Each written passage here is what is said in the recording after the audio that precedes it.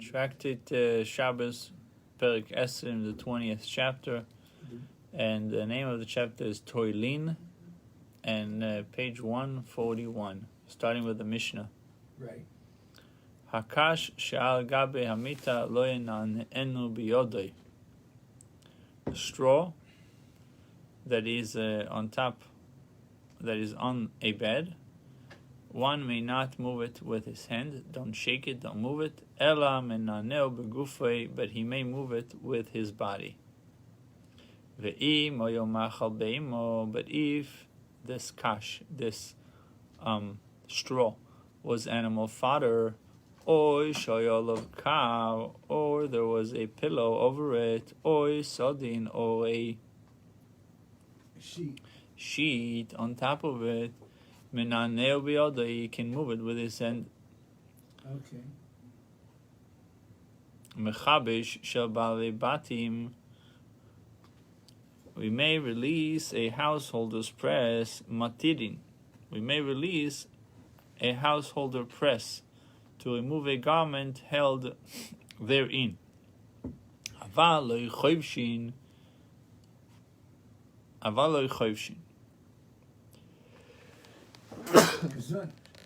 Thank you. But we may not initially press it down on a garment on the Shabbos. So we may release it, but we may not initially press it down. V'shel kovsin lo yigaboy. And we may not touch a launderer's press, even to release it. If it's a householder's press, the press was composed of two long, heavy boards. Garments were laid out on the lower board, and the upper one was then lowered upon them to press them. To secure the press, 4 posts were set at the 4 corners of the lower boards. The post passed through 4 corresponding holes in the upper boards, and the upper boards would move up and down along these posts. When the upper board was pressed down into place, pegs were inserted into specially placed holes in the post, and they would hold the upper board down. But this way, that's how they used to press clothing, to iron clothing. Yeah. That was the iron board that they had back then. Look, it's not that. If you see how they press the clothes in the dry cleaners, they have this thing with the steam. Right. So if it's a launderer press, he's not allowed to touch it. But if it's a householder, it's not a commercial one, then he can matirin. He's allowed to release it, but he's not allowed to press it down. If it's kovsin, if kovsin is the launderer, even to release it, he is not allowed to. If it was partially released before Shabbos, matir skulu v'shamto is allowed to. One may release it completely on the Shabbos to remove the garment held therein. Going to page 141a2, Amar of Nachman Pugla, concerning the radish that have been plucked and then buried in the ground to ripen.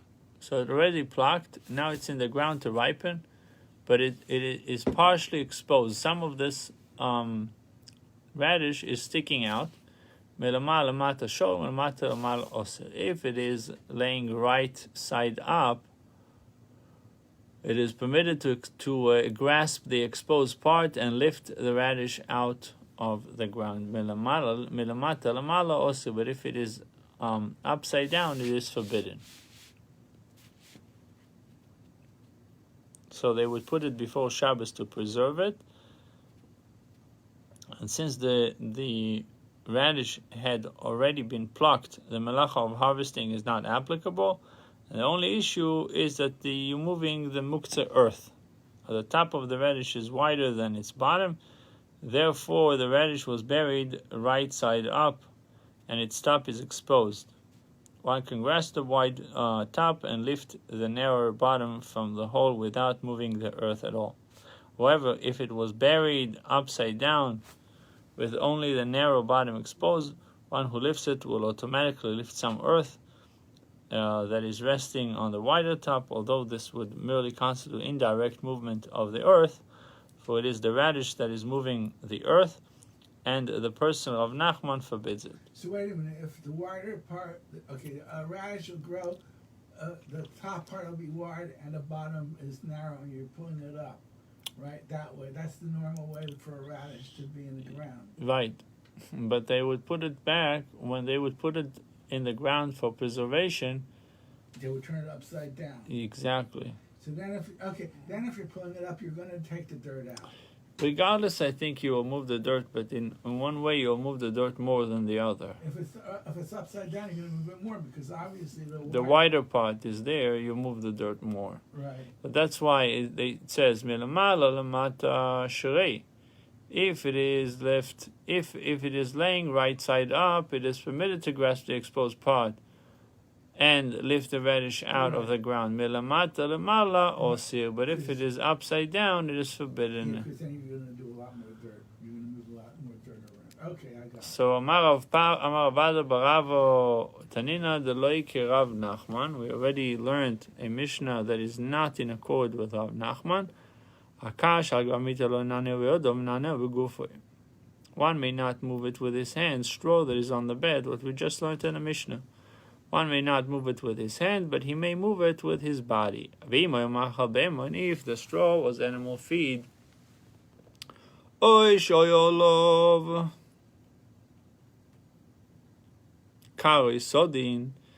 if there was a pillow or sheet on it, one may move the straw even with his hand. Shmamina.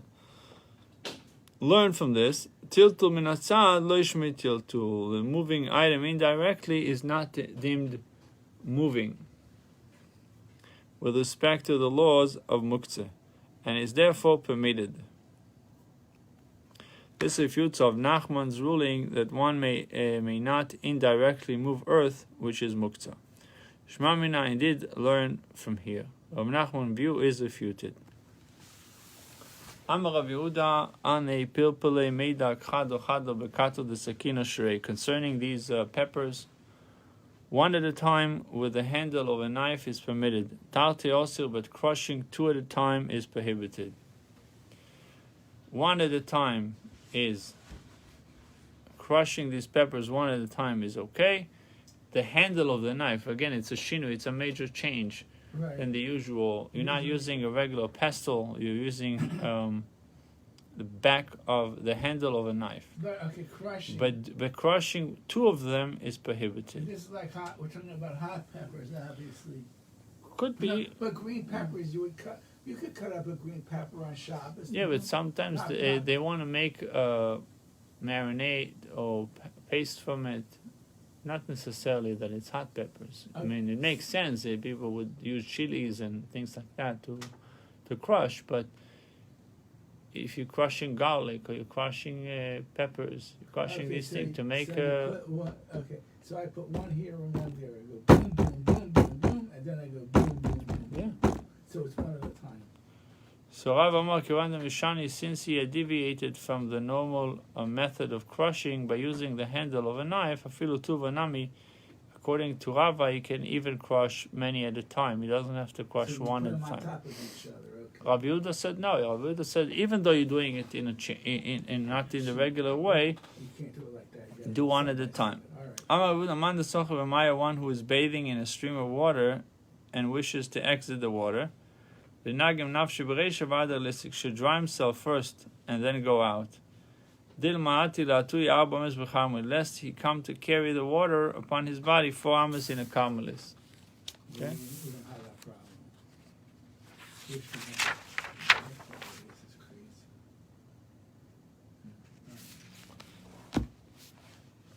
In this ruling, Rabbi Yehuda raises the concern that one might transport seawater 4 ames in a carmelis upon exiting the sea.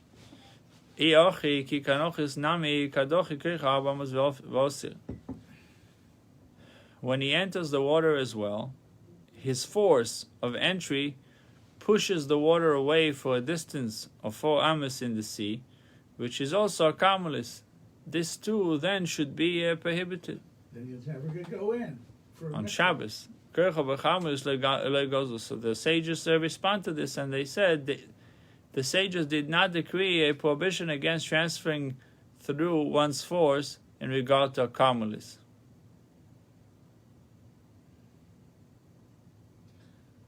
So let me ask you this: if you're let's say you're in Miami Beach on Shabbos Yanta, so and you didn't have a mikveh. So if you went at 4:00 in the morning and you go jump in for the mikveh, is that permitted?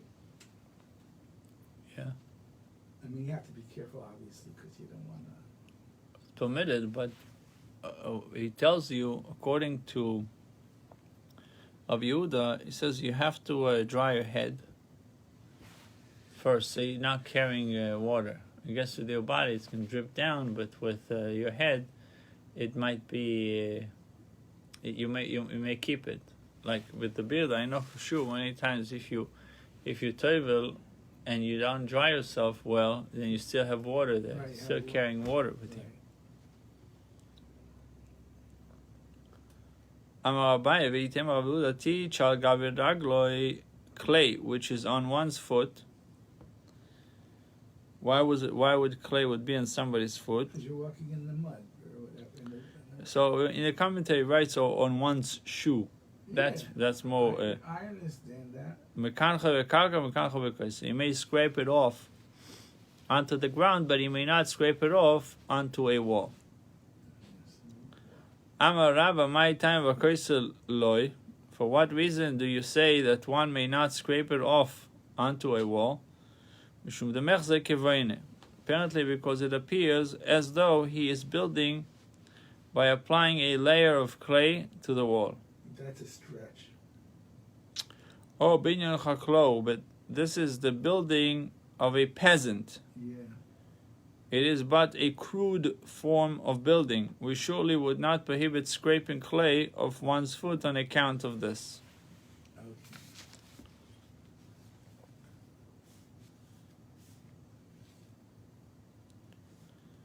He may scrape it off onto a wall, but he may not scrape it off onto the ground. Oh, he's flipping it. What was the problem? My time, because we just read, why don't we scrape it off onto a wall? Because it looks like he's building. Right. But this building. But this is the building of a peasant. Yeah. What does that mean? It is but a crude form of building. We surely would not prohibit scraping of clay on one's foot on account of this. Yeah. 25 says, only a peasant would use simple clay to coat the house. Yeah. Most people, however, use a specialized lime, since coating with clay is an irregular form of building, and thus only rabbinically prohibited. It should be permitted completely in this case. Why? Because it is davar she'eino miskaven. It's unintended act. Yeah. Nobody's thinking about building a house that way. You'd be surprised. I actually saw people that are building houses from mud, and they said it's a healthier environment to live in. Well, except if you get a good storm, then it's not so healthy. So, David is asking, what about making forms in the clay or sand at the beach? That would be awesome. Yeah. It makes sense. It will be prohibited. So you can't even write your name on the sand, even though it's davar she'eino miskaim. It's not something that would last, but you're not supposed to do it. How much more so to build a form? Yeah. It's going to be an issue. So you may scrape it off. Remember, we're dealing with a case where you have clay on your foot. Right. So he says you may scrape it off onto a wall, but he may not scrape it off onto the ground. Why? Because if you would scrape it off on the ground, you might be leveling holes in the ground. Yeah.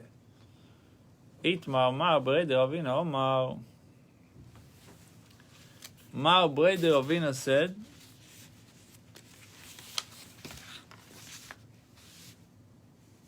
Echad ze ve'echad ze osu.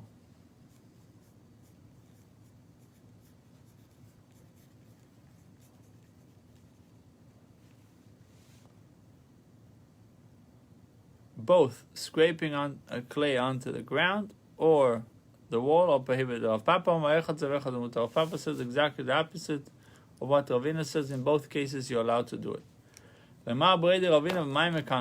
According to Mar, the son of Ravina, in what way may one scrape clay off his foot? You may scrape it off the clay onto a beam. For this will result in neither the leveling of holes nor building. You may scrape off the clay onto a beam, for this will result in neither the leveling of holes nor building. Right? That's the third way of doing it. Use a beam. A person may not sit at the edge of a lechi on the Shabbos. Let's look at 30. It says, according to rabbinic decree, one may not carry in an alleyway which has 3 walls, fourth side, unless the minimal correction. So lechi is a side post, or a cross beam. Side post or cross beam.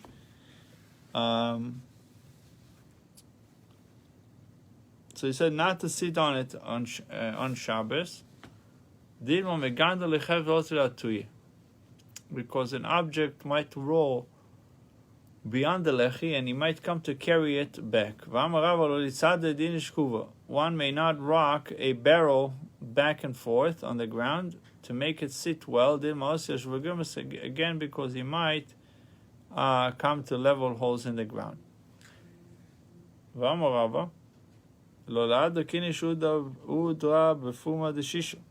One may not pack wet flocking into the mouth of a jug, lest he come to squeeze liquid out of the cloth. Amarav Khan, teach agabe big day clay which is on one's garment.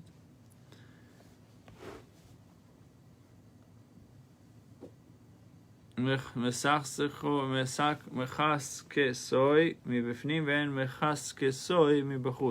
may rub the garment from the inside, but may not rub it from the outside. Gemara asks, Tit shal gabe min oloi, clay that is on someone's shoe, megor roi begav sak, he can scrape it off with the back of the knife. V'shal bigdoi megor b'tzipor, if it's on his garment, he may scratch it off with a fingernail. As long as he does not rub the garment, because this resembles the forbidden melacha of whitening. You know, on a golf course, they have this thing that it's like a little roller. Yeah, it has like this, and you clean your foot. I know. Right. I know. This Baisa not mean to teach that he may not rub the clothing at all, both on the inside and on the outside. This refutes Rav Kahana's ruling that rubbing from the inside is permitted. The Gemara says, Loi. The Baisa does not mean to prohibit rubbing in all cases. It means to rule that one should not rub from the outside of the garment, but only from the inside. Amar Rabbi Abahu, Amar Rabbi Elazar, Amar Rabbi Yanai. Megorim min al-chodesh aval le'oshan. We may scrape clay off new shoe, but not off an old shoe. How do you do it? How do you scrape it off? Amar Rabbi Abahu, begav sakin, in the back of a knife, of a knife handle. Amar lahu Sava, an elderly man said to him, Sami didoch mikamei hodetani Rabbi Chia.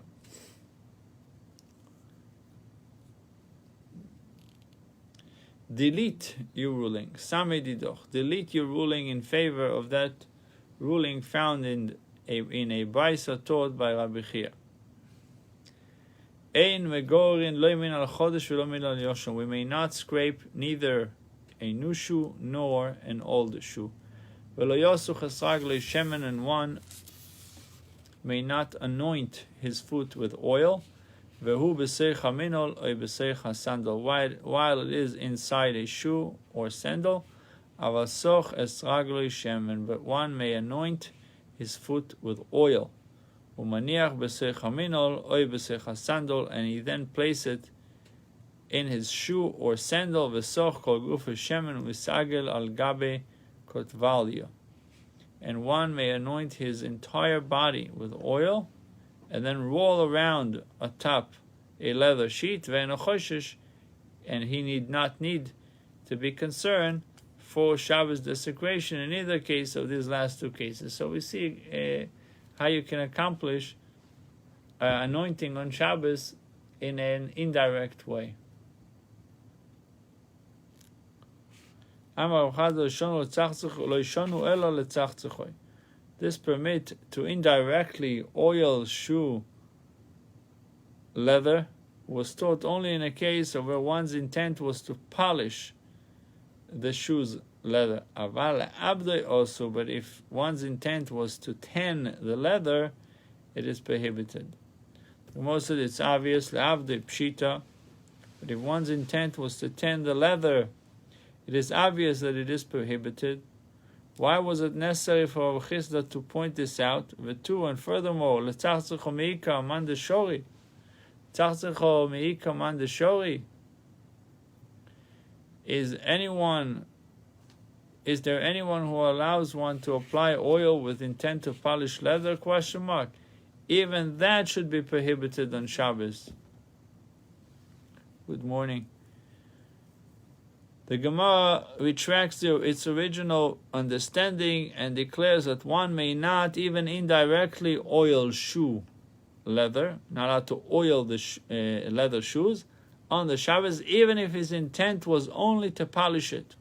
One may insert his oiled foot into a leather shoe only if he applied the oil to benefit his foot without any other intentions. The Gemara restates Rav Chisda's qualification as applying to that permit. Ela yitmar achi yitmar. Rather, if Rav Chisda's qualification was said, this is how it was said. Amar Rav Chisda, lo yishonu ela shiur letzachtzechon.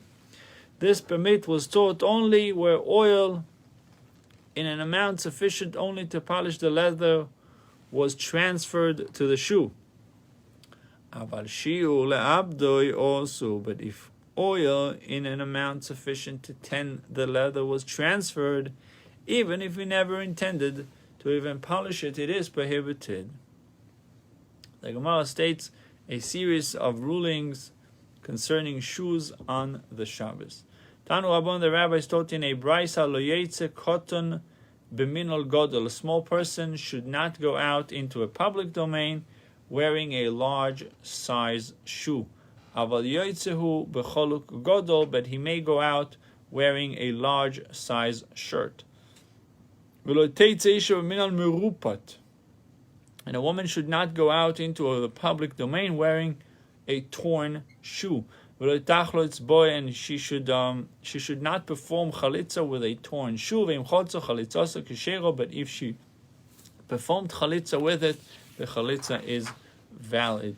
141b2, and we may not go out with a new shoe on the Shabbos. Concerning what shoe did the rabbi state this last ruling? Concerning a woman's shoe. Tani bar kaporo taught in a baisa. This was taught only where the woman did not go out wearing it for a while before the Shabbos. But if where the woman went out wearing it for a while before the Shabbos, it is permitted for her to wear it outside on the Shabbos. Tanei Chado, one brisa taught Shoimtim minal mal emus. We may slip a shoe off the shoe form on the Shabbos. V'tanya idoch, and another brisa taught in Shoimtim we may not slip a shoe off the shoe form on the Shabbos. Also, lo yakashu. There's no contradiction over here. There's no difficulty. Rabbi Lezer Arabon. The this Baisa follows the view of Rabbi Lezer, while this Baisa follows the view of the rabbis. It's none. But we learned in a Mishnah, it's a shoe that is on the shoe form. I guess for shoemaker, here's the shoe form. Rabbi Lezer metar chom metam. Rabbi Lezer rules a Torah, meaning it's not susceptible to tumah, while the sages renders a tumah. They say it is susceptible to tumah. Now the dispute hinges on whether a shoe is considered a utensil before it has been removed from the shoe form. Our two biases differ in this matter as well. With the first bias is ruling in accord with the sages that the shoe is a utensil and may not be removed, and thus may not be removed on Shabbos. And the second bias is ruling in accord with Rabbi Lezer that it is not utensil, and thus it may not be removed on the Shabbos. So according to the rabbis, it is a utensil and it may be removed on Shabbos. You didn't caught my mistake. According to the rabbis, it's considered a utensil even before it left the shoe form, and therefore it may be moved on Shabbos. According to Rabbi Lezer, if it did not leave the shoe form, it's not a utensil, and therefore you shouldn't touch it on Shabbos, because utensil you don't touch on Shabbos. Utensil you don't touch. You don't touch.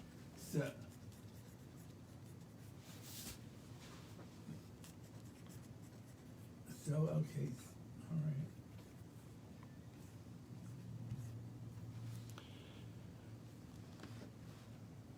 Let's see where to go with this. According to this interpretation, the first Baisa allows the removal of the shoe based on the opinion of the sages that such a shoe is already viewed as a utensil. The Gemara now notes that this should possibly be forbidden for another reason. This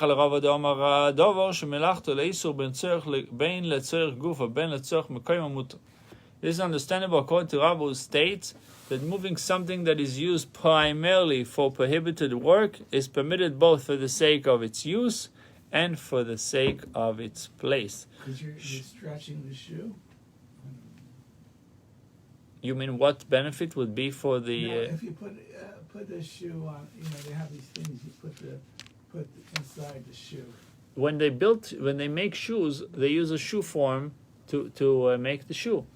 So that. If it's on it, according to the rabbis, it's already a utensil. Yeah, but I'm saying, all right, you bought the shoes, and some people put A shoe horn? No, that's something not else. A shoe horn. There's a wooden thing you put inside the shoe. I call it a shoe horn to keep it straight. Yeah. Yeah, I know what you're saying. You're allowed to take it out. Yeah. But I wouldn't put it back in on Shabbos. Okay. Because then you're keeping it in line. Okay. You can take it out on Shabbos. You can take it in. Yeah. Okay. I don't have that. So I understand it. Here it says if it's tzorich gufo, it's tzorich makaymo. You need the shoe, so you remove it. Yeah. I believe that even muktzah, if you left money in your shoes, you're allowed to move the money and use the shoes. Right. You can do beshinui, but you need a shoe. You shake it out.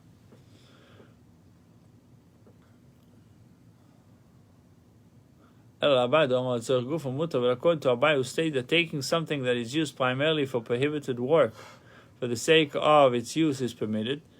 Also, but taking it for the sake of its place is prohibited. What is that to say? How could the Brisa have allowed moving a shoe form for the sake of its place, the shoe? My skin on here, with what manner of case are we dealing? Berofi, where the shoe was fastened loosely upon the shoe form. In such a case, one is permitted to remove the shoe because it can be slipped off without moving the shoe form at all. The shoe form is the muktzah part over here. The Tanya, Rabbi Yehuda, if the shoe was loosely fastened upon the shoe form, it is permitted to remove the shoe from it. The Gemara attempts to support the Bai's position from the Baisa just cited.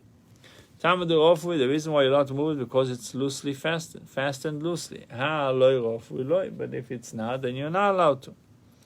This works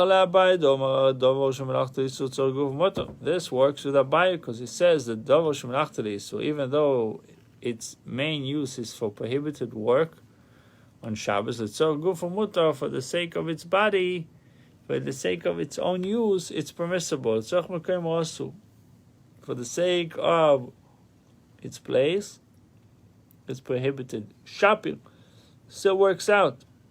This is understandable according to Abaye, who stated moving something that is used primarily for prohibited work for the sake of its use is permitted.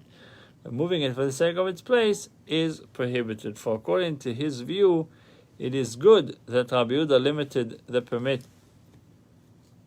to where the shoe was loose, and the shoe form did not need to be moved at all. But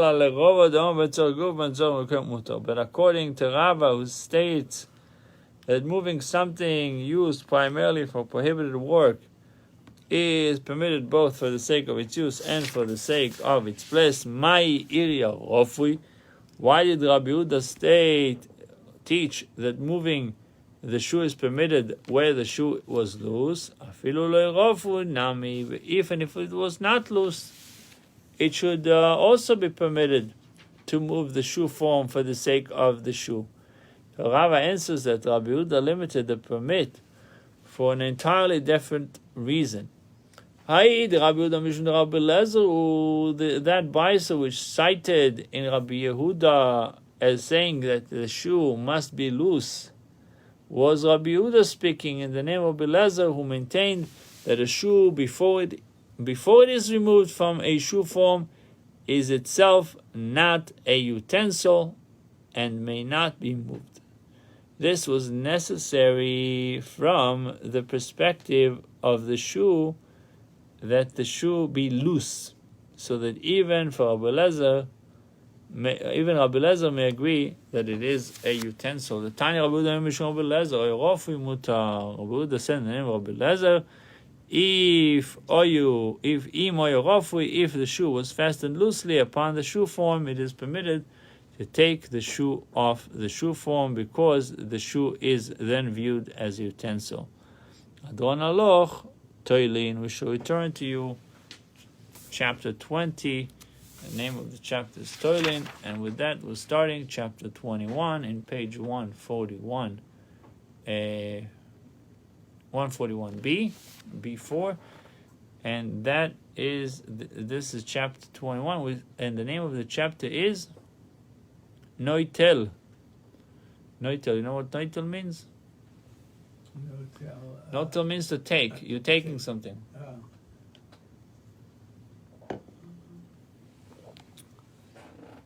This chapter deals with exceptions to the ban on moving muktzah.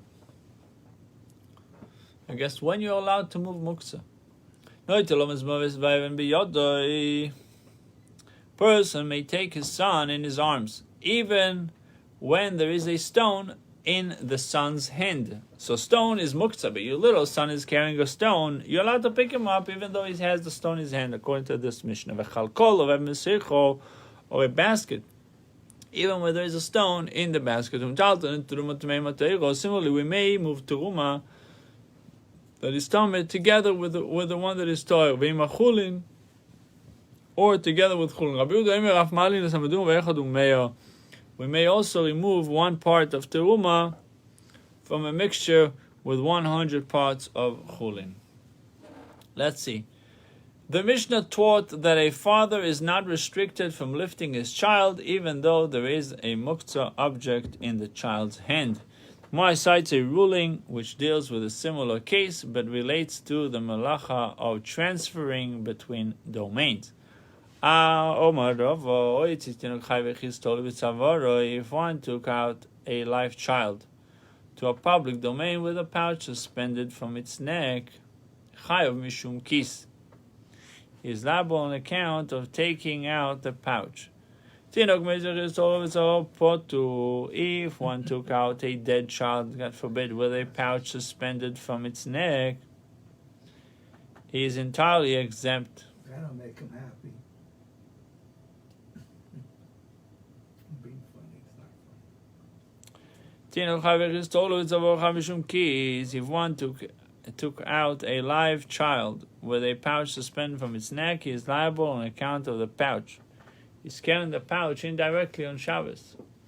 But let him be liable on account of the child as well. Rabbi Menashe concurs with Rabbi Menashe, who said that a living creature supports its own weight. One is exempt from carrying out a live person. Let the pouch be viewed as an accessory to the child, and let the transporter be exempt on account of the pouch as well. Did we not learn in a Mishnah, if one carries out a live person in a bed, is exempt for the entire act, even for taking out the bed, because the bed is secondary to the person being carried on it. Here too, the person should be exempt even for carrying out the pouch, because it is secondary to the child from whose neck it is suspended. We discussed this earlier, this concept of Chai Noises Atzmai, the living carrying himself. The whole story about David HaMelech passed away on Shabbos, that he was Shlomo HaMelech asked if he can move him because he was laying outside, so you couldn't leave him there. But on the other hand, you couldn't move him because it's a tiltul, carrying on Shabbos. So they said to put a bread on him, I think a loaf of bread, and that's how they carried him. So really, we're trying to carrying the bread, but he was indirectly being carried with it. Okay.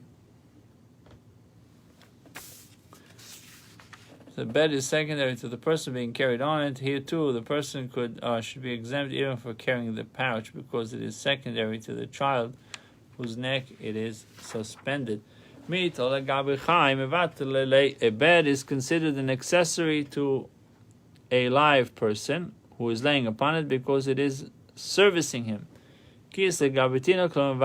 However, a pouch is not considered an accessory to a child from whose neck it is suspended, because it is not servicing him, but is an extraneous object that he is using as a toy. The Gemara now repeats and analyzes the second part of Rava's ruling.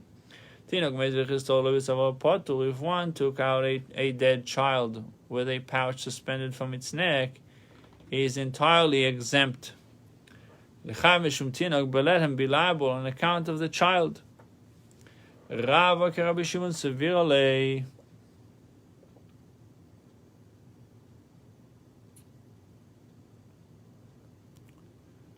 If one took a dead child with a pouch suspended from its neck, he is entirely exempt. But let him be liable on account of the child. Rava ke Rabbi Shimon sevir alei. Rava concurs with Rabbi Shimon, who says that one is exempt for performing any labor not needed for its defined purpose, and carrying out a dead child is in this category of labor not needed for its defined purpose. So, having clarified Rava's ruling,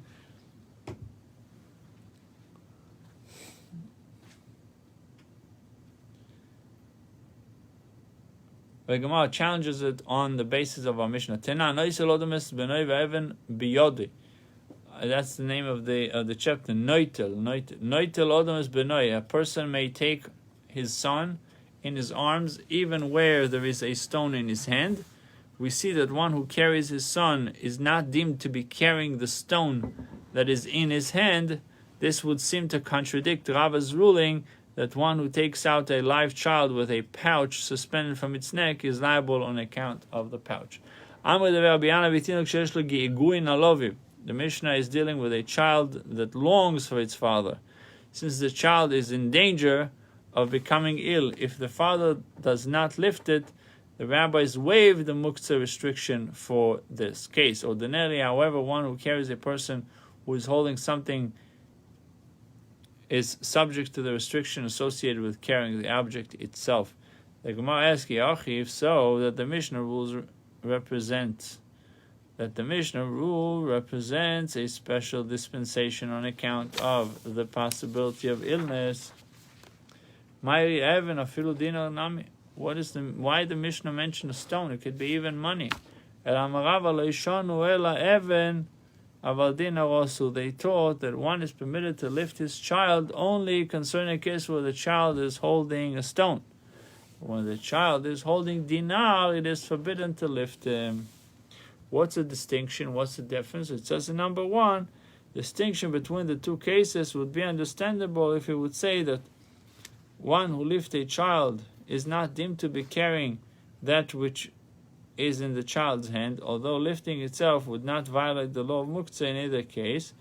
There would be reason to prohibit when a child is holding a coin or another valuable muktzah item, due to the concern that if he drops the coin, the father will come to pick it up and thus handle muktzah directly. But since you say that lifting the child is itself a violation of muktzah, law, but a dispensation was granted to preclude the possibility of illness, why should we forbid lifting the child when he's holding a coin?